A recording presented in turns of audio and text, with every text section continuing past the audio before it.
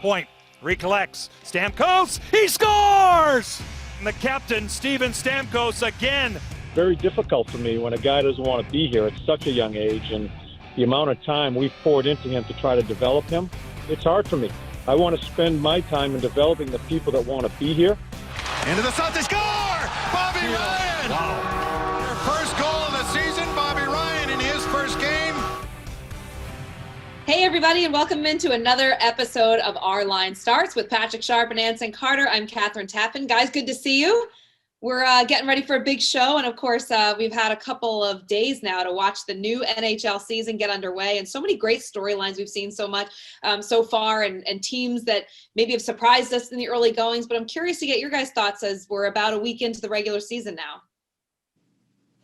Well, I would say the Scotia North Division, KT, is the division that I think is going to be the toughest division, but I also think it's going to be the most interesting division. I watch a team like the Ottawa Senators with all the moves they've made in the offseason. Tim Stützle looks like he's going to be the real player. He scored his first goal already. So Pierre Dorian's made a lot of additions to that hockey club that I think is going to make it really tough for teams to overlook the Ottawa Senators. And it's only a couple games into the season, but I still think they're going to be a force to be reckoned with. Yeah, I agree with you, Anson. Like, everybody's writing off the Senators like they're just going to be a joke this season, but they've got some pieces that are getting better and better. Josh Norris, Drake Batherson look awesome right away. It is early. We'll see how it all plays out.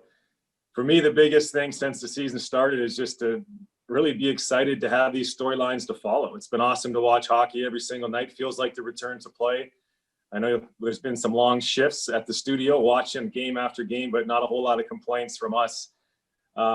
I thought going into the season that the teams that were returning a lot of their players from last year, same coaching staff, same structure, they're going to pick up where they left off. And that seems to be the case just a few weeks into the season. Tampa, Carolina, the New York Islanders, teams that can just rely on their structure. They know how to play. There's not a whole big learning curve as far as those three teams goes. And then the West, teams like Vegas, Colorado, St. Louis, no surprise. Everybody knew they were going to be good, expected them to be good.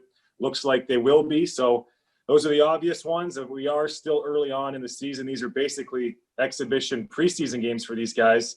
I know it counts in the standings, but it's first game action. A lot of these players have seen in a while. So I expect the hockey to get a little better and better as we go here throughout the season.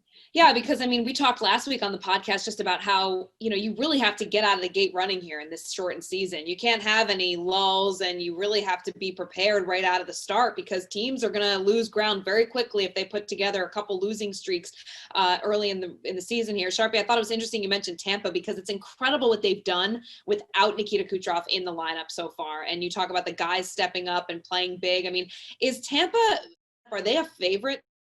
I think they have to be. I think we got to give them that respect, KT, as the champs. Mm-hmm. Watching them in the playoffs, right when they were about to win the Stanley Cup, the three of us were on set. Jonesy was there as well, and we were talking about Conn Smythe Award. And we had about 3 or 4 guys on the Lightning that could have won it. It goes to Victor Hedman, could have went to Vasilevsky, Braden Point, Kucherov were all eligible in my mind. Kucherov's out until playoffs, we know that, but Stamkos is back. Let's not forget that he didn't even play, really, except for that awesome goal in the playoffs. So there's kind of, I don't want to compare the two players, but one superstar out, another in, and this team is rolling. I know what it's like coming back to start a season after you just won the Stanley Cup, and I can tell you that every time I did it personally, there was huge confidence in myself, in my teammates. I look around the room and I realize, all right, a couple months ago, we were playing in the games of our life, and now we're just starting the season here. I can trust these guys that they're going to be there when I need them to be. And when you look around at some of these other teams, Anson had mentioned Ottawa, you got a lot of new faces there, a lot of young guys trying to learn on the fly. Probably a different feeling in that Ottawa Senators locker room than Tampa Bay. So, yeah, I'm impressed with Tampa. It'll be something to watch all season long. Health is obviously an issue, but for me, they've got to be the favorite in the East. And Sharp, you don't win cups without having that depth. And Tampa Bay has it. They definitely have that depth. Not having Kucherov is a big loss for them, but you're right. Steven Stamkos didn't play in the postseason until he scored that huge goal. I think he's got a chip on his shoulder this year to prove that he adds more value to that team than people think, which he's the captain, and he deserves that respect. But they're going to get Kucherov back eventually, and they've won already before. So I think you're going to be the favorite to repeat until someone knocks you off that mountain, and they have big number 77, the most dominant defense in the National Hockey League, Victor Hedman. He eats up so much time on the ice. He's hard to play against. He's not overly physical, but he's just so smart. He uses angles, he uses that long reach, and it makes it so frustrating when you have him on the ice. Plus, you have Ryan McDonough, a 1B. He could be the number one defenseman in any team in the National Hockey League. So having Big Mac back there is critical for them, especially on the special teams, because he blocks so many shots and plays those hard minutes on the penalty kill. So, guys, knowing the importance of how crucial each point is in these games and how we have a limited season now, you look at teams that are struggling and you have to wonder, like, how are they going to get back on track? And I'm talking about the Boston Bruins. We all broadcasted their game the other night. And I mean, this is a team that hasn't scored 5-on-5 yet. They have only scored special teams. They've got incredible talent up front. If anything, they were lacking defensively, which we thought coming into the season with Zdeno Chara departing for Washington. But I mean, they're struggling.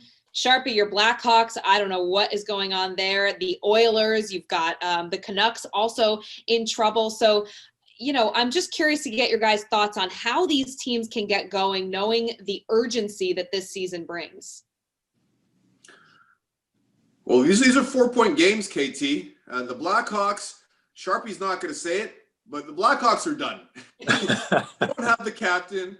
You don't have Jonathan Taves, who he still has some juice in that tank. We saw him in the postseason. He was a real force to the Blackhawks. They don't have Kirby Dach. Like, you know exactly why the New York Rangers didn't allow Alexis Lafreniere to participate in the World Junior Championships. First, he won last year dominating for Team Canada, but B, he's a pro. The New Jersey Devils didn't allow Jack Hughes to play in the World Junior Championships either, because now he's a pro. I understand why Kirby Dach went and put on that jersey of representing your country. I've done it several times. It's a tremendous feeling, and it's unfortunate he got hurt, but this is a year of development he's not going to be able to have under his wing because he's hurt right now. So I think the Blackhawks actually caught a break. They could now really rebuild and tank without officially saying to their fans, we're trying to tank and try to put a competitive team on the ice. Yeah, it hurts me to say it, but the Hawks are in rough shape. And I heard the announcement that they're going to let the young guys play this offseason. That kind of put a hitch in my comeback a little bit there, guys. I don't think they're looking for a 39-year-old beat-up winger to join the young team that they Not have, if you can't even skate on rollerblades, Sharpie. I don't think they want you on the ice either. Yeah, I don't think I want to be out there on second thought. But you mentioned Kirby Dach, Anson. That's a topic of conversation in Chicago these days. The fact that he wanted to go play on the junior team in Canada. He was going to be the captain. Stan Bowman and the Blackhawks were all behind it and wanted him to go get that experience. I love that decision, to be honest with you. I think it's the right move for a guy like Kirby. He lived with Brent Seabrook last season, which is right down the street from our place in Chicago, and spent a lot of time over in that house talking with Kirby. And I asked him last season when he was a rookie, like, hey, it's pretty cool you're 18 years old in the show, but a part of you want to be a part of that World Junior team that just won gold. This was last season. And he said, yeah, I wish I could have played in it. It would have been cool. I grew up watching that tournament, wanted to be on the big stage. All of his peers were playing in the tournament. So I think it was a good first step for Kirby to raise his hand and say, hey, the NHL's not going on. Let me go train with these guys for 6-8 weeks. Let's not forget that. He got some good competition in. Brutal that he breaks his wrist in the preseason game of the tournament. He looked great all camp, playing against his own buddies there in Team Canada. He was playing great in that first period. Now he's out for what looks like the entire regular season. So I guess if there's a silver lining, it's a short season. And if all things go the way they hope they go, we're going to be back talking hockey in October, November next year. Who knows? But that's not that far for Kirby to rehab. He did get a lot of ice time in. He's a big piece of that team going forward in Chicago. But yeah, that's got to be a tough feeling going to the rink every day. There's no Taves. Seabrook's gone. Crawford's gone. Saad's playing in Colorado. There's not a whole lot of guys left from those Stanley Cup days in Chicago. It might be a long season for the fellas. Sharps on TV. I mean, you forgot the most important piece of those Stanley Cup champions teams. That's right. Hosted skiing in Switzerland somewhere. Yeah, there you go. The key parts are gone. What about the Boston Bruins, you guys? Because we had a chance to broadcast their game the other night. And I mean, this is concerning, I think, because it wasn't expected that this team would start out this way and struggle to score goals. I mean, this is a team, Bad Marchand hit the post 17 seconds in. It's not like it's a lack of chances. So Ace, if you're the Bruins, you're Bruce Cassidy, what's the biggest message for the team right now to get going? You know what? I'm trying not to panic, KT, but if it's 82 game schedule, you wouldn't be. But 56 games, each of these games are 4-point games. Mm-hmm. That's the importance of every one of these games because you're playing everyone in your own division. And we said in the broadcast, no Torrey Krug. That's going to initially hurt their power play because Torrey Krug really generating a lot of the offense from that point position on the power play, and not having Pasta there, David Pastrnak, that's another weapon that you don't have also. But when players are out, it gives you other opportunities for other players. Young forward, Trent Frederick, he might not be in the power play, but he's going to impose his will physically on the opposition, being that tough physical forward to play against. Anders Bjork, who I watched Anders play at Notre Dame for years, he's going to take that next step now in his development. He has all the skill in the world. It's about having that light bulb eventually turn on.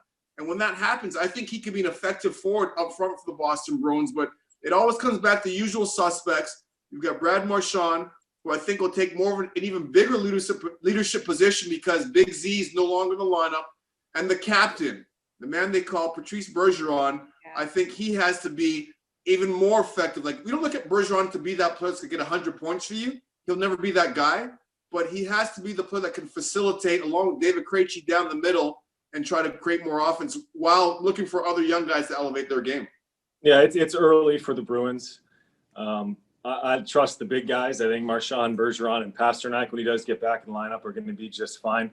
I wonder how it feels in that locker room these days, to be quite honest with you. When you got a mainstay like Zdeno Chara, who's just gone, forget what he brings on the ice. It's everything off the ice, not seeing him in his locker room. It's just a staple of that team. It may take some time to adjust and kind of refocus and find their identity, whatever it may be this year. It's a different team, a lot of returning faces, but you got to apply a new system every single season. You look at the division that they're in. Yeah. I mean, they're in the toughest division in hockey, if you ask me, guys.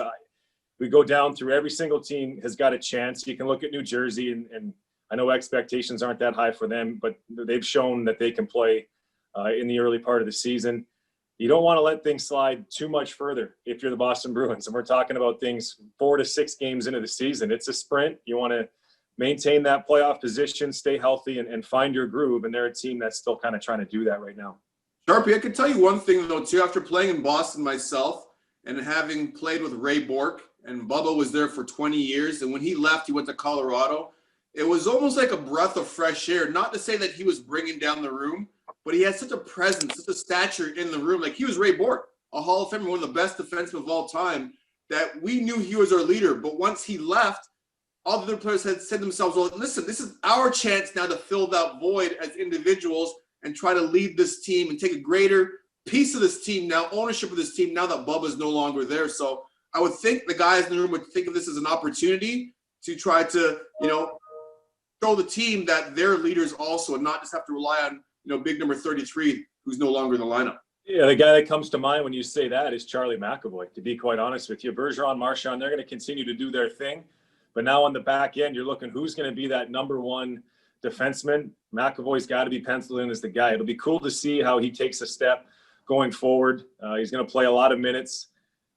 You'll probably see the power play first unit at some point, although Grizzlick's been doing that to start the season. But McAvoy's the guy for me that's got to grow into that role.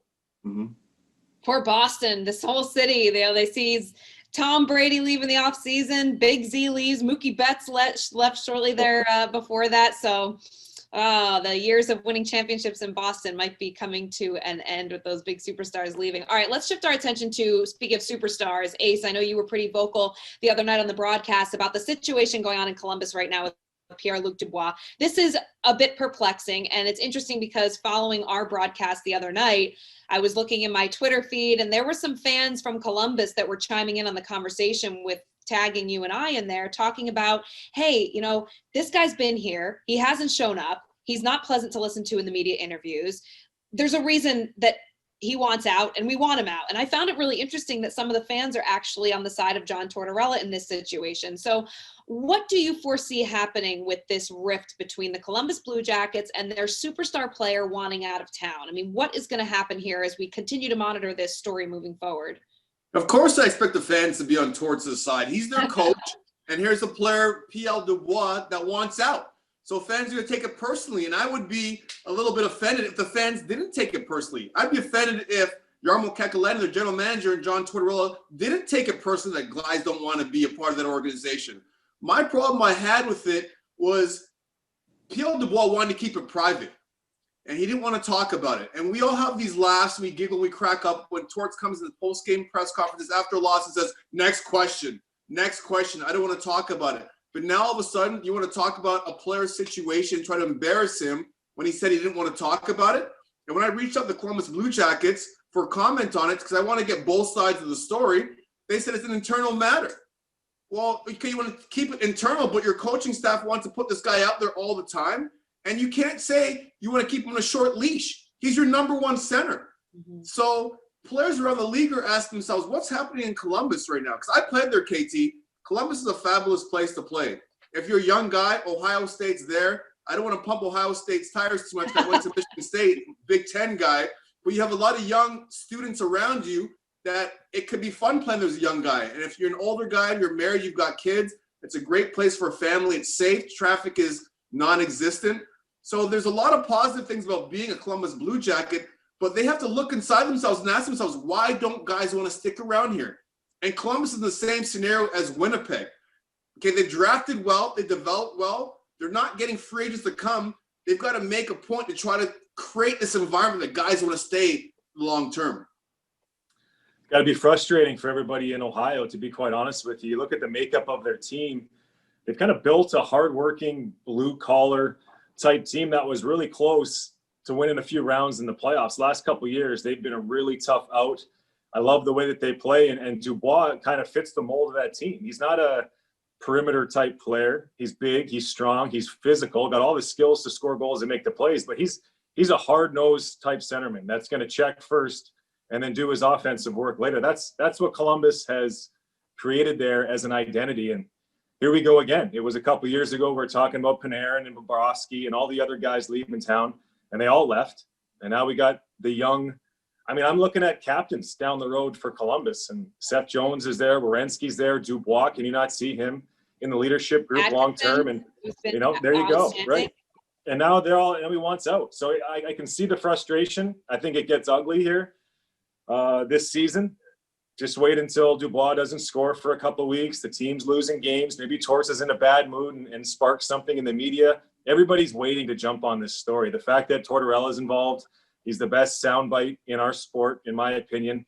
It's going to explode at some point.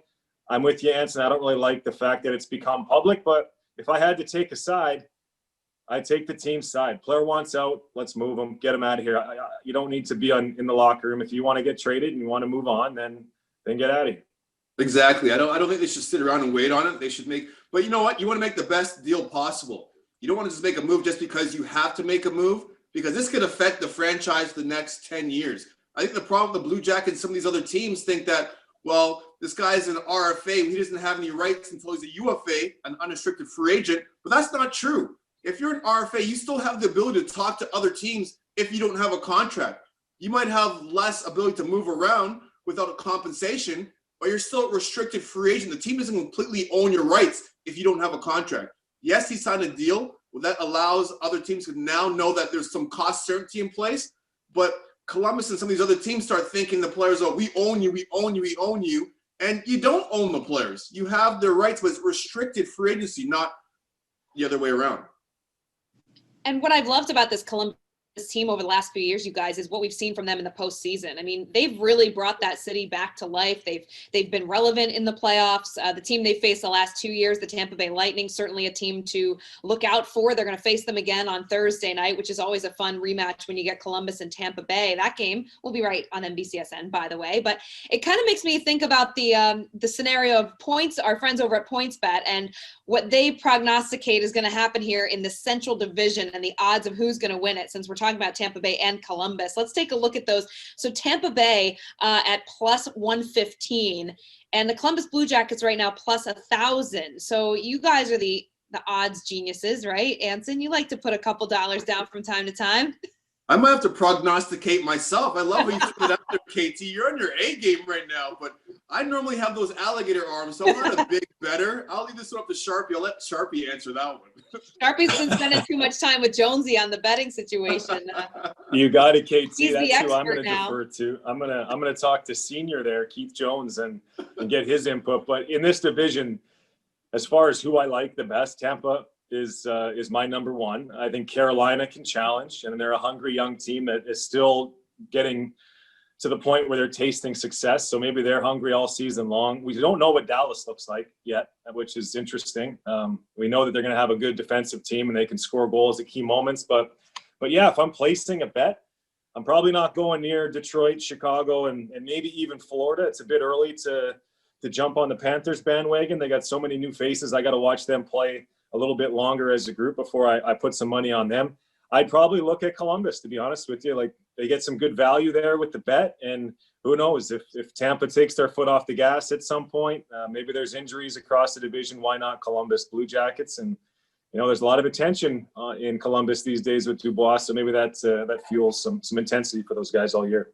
I think it all is predicated, I think, on that trade too, Sharpie. If they keep him for the full season, how they manage that is going to really indicate how the Columbus Blue Jackets play, or if they make a trade, who they get back in return. But I'm with you too. I like Tampa Bay and I like Carolina. Those are my two big dogs in that division. Okay. I can think of about 31 other teams that would want to make a trade for Pierre-Luc Dubois. He's that good of a player. So we'll see how that plays out. Yeah, to be continued, indeed. And of course, as Ace mentioned, it's got to be a good return for Jarmo Kekalainen and the Columbus Blue Jackets. Ace, I'm with you. I'm not a betting personality. I keep all my money under my mattress. But I am desperately trying to learn how this whole system works. So I've been working with our team behind the scenes at NBC Sports and those of us with PointsBet. And I promise you guys, I'll be better knowledgeable on I'll have more knowledge on the subject as we move on. So I'm going to bet with Sharpie and Jonesy one of these days. Perfect. I can bet that some of the new faces and the new teams that we've seen have been outstanding for their teams lately. And we had the Buffalo Sabres the other night on the air, and we saw Taylor Hall. It looks like he's seamlessly fit into this equation in Buffalo. And perhaps because it's a 1-year deal, he's making $8 million. He knew signing here for 1 year would probably get him a contract elsewhere, or that contract could come with the Buffalo Sabres. Maybe he decides this is the best fit with Eichel and Eric Stahl's up there, and you've got Jeff Skinner and Sam Reinhart, who we saw perform huge the other night. I mean, do you guys think this is a place that Taylor Hall would actually want to stay if he continues to perform to this level this rest of the season?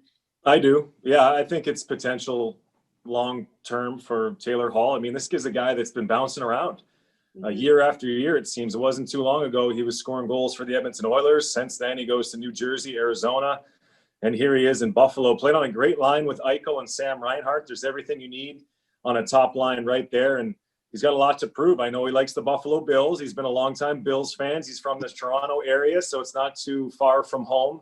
There's a lot of positives there in Buffalo. Kevin Adams is putting some winners together, some guys that want to be a part of a winning team.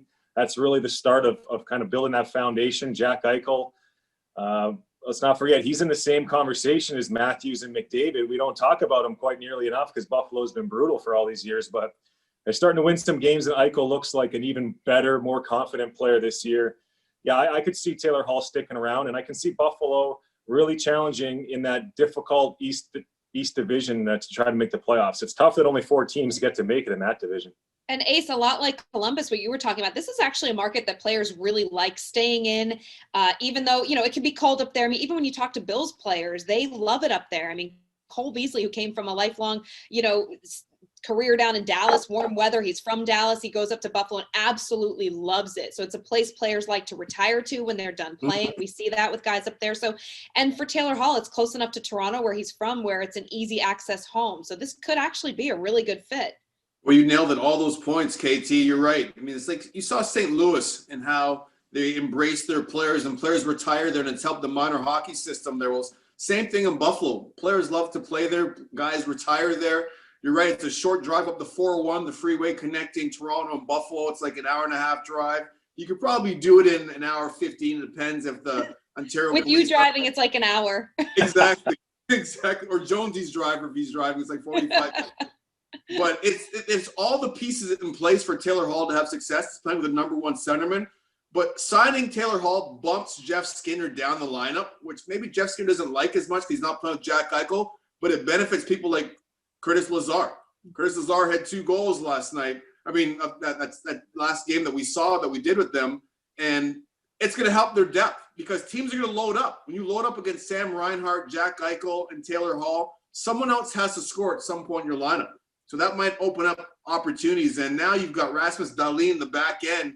who should take that next step. Everyone needs that number one defenseman. I just think that if Buffalo gets consistent goaltending, they have a chance. Can Carter Hutton be that guy?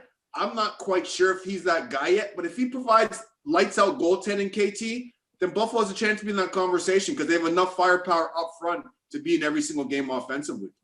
You guys know where Carter Hutton's from? Let me guess. Thunder Bay, Ontario. Because we only You heard got that it. 20 times on the broadcast the other night. Hey, I got to get Ace, it we in need every to get single some time. representation from Scarborough. You got to Right? talk to your Scarborough guys. I need Tyler Toffoli to score a goal. What's he That's waiting right. for? Let's go. Well, another new face on a new team that I've actually loved watching that he's having success right now is Bobby Ryan with the Detroit Red Wings. This is a player that won the Masterton Trophy last year. He has been so vocal about his alcohol abuse issues and the troubles and the struggles that he's had over the years. He took a leave of absence from the NHL, came back, and here he is now after getting bought out by the Ottawa Senators. He's making his impact felt for the Detroit Red Wings. It's almost like a rejuvenation for him, a chance to really play well and show what he's capable of. I remember when I was working at Nesson way back 100 years ago, and Bobby Ryan had been drafted by the Anaheim Ducks and was playing for the Portland Pirates at the time. And I mean, this guy was the player to watch. He was so much fun. He was so talented. He is talented. He's battled some injuries over the years, but you know, are you guys feeling as great about watching Bobby Ryan be successful in Detroit as I feel? Yeah, it's been a good start for him, and it's fun to watch him skating around out there. He looks good in those uniforms. Detroit's a team that's going to take a huge leap in the standings this year, as far as I'm concerned. I don't think they were as bad as those numbers showed last year. They actually got some pieces that are going to be around for a while. As far as Bobby Ryan, I remember seeing him he must have been 13, 14 years old, training at the Philadelphia Flyers practice facility in Voorhees, Yeah, another New Jersey. reason I love him. He's a Jersey kid. There you go. I was a rookie back then. I was 20, and they had this kid out there, this guy skating around, toe dragging all these NHL players. I asked what round was he drafted in, and he's like, "Oh no, this kid's only 13. It's Bobby Ryan." And sure enough, he makes the NHL years later, and he's had a great career. It's been an up and down road for Bobby Ryan, but you root for guys like that. The one thing I remember about him is he's an awesome guy. Great person to talk to, a really kind person, and I'm happy to see him get off to a good start. It is interesting in the first couple of weeks of the season seeing all these guys with different jerseys on. Joe Thornton wearing 97 in blue for the Toronto Maple Leafs is a bit weird for me. Chara, of course, Pietrangelo in Vegas, and Torrey Krug in St. Louis looks weird. But there's a guy, a new face in a new place that I think is going to fit right in. That's Mike Hoffman in St. Louis. He's just getting started, missed the first couple games of the season, but he's kind of insulated there in a secondary scoring role. And this is a guy that's going to snipe whenever given the opportunity. He's going to play the power play with some pretty good players. He's going to hide on that second line, get some favorable matchups. And I wouldn't be shocked if Hoffman really cashes in on that one-year deal and scores a ton of goals. Well, you'll get the opportunity, Sharpie, with Tarasenko not being in there. So that's going to provide tons of opportunities. I've always been a big fan of the St. Louis Blues. I think if we didn't have that pause last year, I picked the St. Louis Blues to repeat. And that's how good they are, and that's how strong I felt about their team. But I just want to circle back to Bobby Ryan again. He's a great, great individual. You want to talk about persistence? You know, guys that complain about all the obstacles they've had to overcome and players have given up. Not Bobby Ryan. He's stuck with it. He signed the big ticket in Ottawa. He's under a lot of scrutiny. Whenever you sign for a big contract in Canada, everyone's all over you because everyone and their grandmother and their grandfather think they could have played the National Hockey League in Canada. They're one knee injury away from playing the National Hockey League. So I love seeing Bobby just sticking with it. He's had unfortunate hand issues, but the game that we watched against Columbus, he's out there throwing hands, throwing rights at us. And I had to like hold my breath a little bit because those hands are silky smooth as shooting a puck. And I don't want to see Bobby Ryan throwing right to left, but he's never been afraid to throw down if he has to. So it's great watching him wear that wing wheel in Detroit. And I wish he has a successful season this year. Yeah, we all do indeed. Ace, before we go, I just want to kind of circle back on, we had such a great day on Monday celebrating Martin Luther King Day. We had stories throughout the entire broadcast. And so much of that was a testament to the work that you've done behind the scenes to really highlight the importance of making hockey an all-inclusive game. You had a great conversation with Willie O'Ree. And I'm just curious to get your thoughts, like what's been the most eye-opening moment for you through all these conversations you've had and all the great people you've had an opportunity to talk to and share those stories with? Has anything really resonated with you personally? Yeah, I think what Kim and I always talk about in our conversations, this being a movement, not a moment, that's what's really resonated with me. We have everyone across the whole hockey community that's buying in and understand that this is a good time for us to reflect and really change the way the game is looked upon from the BIPOC community and women. You know, we have so many different people that are just all on board. And it's not going to take one or two people, KT. It's a group of people. It's going to take broadcasters, media partners, sponsors, everyone pulling on the rope. And we have that now. I think we have everything going in the right direction. And it's as a result of the hard work that's been put in, the leadership group of the Executive Inclusion Council, because we all know nothing happens without owners buy-in. I don't care what anyone says. I've been involved in professional hockey for a long time. If the owners aren't on board, the commissioner's not on board, the deputy commissioner, Don Fear, the PA, then nothing's going to happen. So we're seeing now the trickle-down effect of women getting hired now in the game. Jamie getting hired in Chicago as their president of business operations. You've got Valerie in Philadelphia, the president of business operations there with the Philadelphia Flyers. Javier Gutierrez, the first Latino CEO president. So we're seeing these changes, which I think is going to benefit the game. You know, not long ago, people were saying, well, we can't have Europeans play this game.